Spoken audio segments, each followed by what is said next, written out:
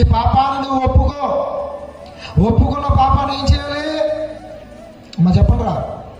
ఇక్కడే విడిచిపెట్టి వెళ్ళి దాని వెనకాల మోసుకెళ్ళకూడదు. అర్థమవుతుందమ్మా? ఎప్పుడైతే దేవుని సన్నిధిలో నీ పాపాలను నువ్వు ఒప్పుకున్నావో, ఇక్కడ విడిచిపెట్టావో, అప్పుడు నీవు రక్షింపబడతావు. నీకు పాప క్షమాపణ కలుగుతుంది. దేవుని రాజ్యంలో నీకు చోటు అనేది లభిస్తుంది. ఇక్కడేమన్నాడు?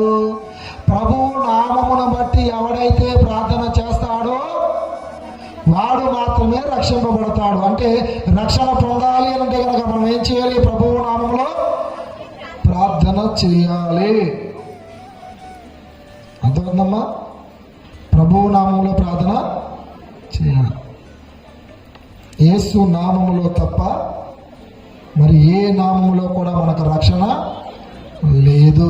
కాబట్టి అదే అపోస్తలుడు పౌలు రోమీయులకు రాసిన పత్రిక 14వ అధ్యాయము 11వ వచనంలో ఏమన్నాడంటే, రోమీయులకు రాసిన పత్రిక 14వ అధ్యాయం 11వ వచనం, నా తోడు ప్రతి వాని మోకాలును నా ఎదుట వంగును, ప్రతి నాలుకయు దేవుని స్తుతించును అని ప్రభువు చెప్పుచున్నాడు. దేవునికి స్తోత్రం.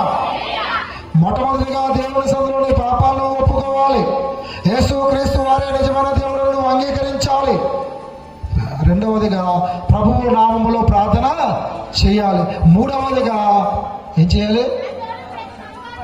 ప్రతి మోకాలు దేవుని నామములో వంగాలి. వంగకపోతే వంగిస్తాడు దేవుడు. అలాగే ప్రతి నాలుక దేవుణ్ణి స్తుతించాలి.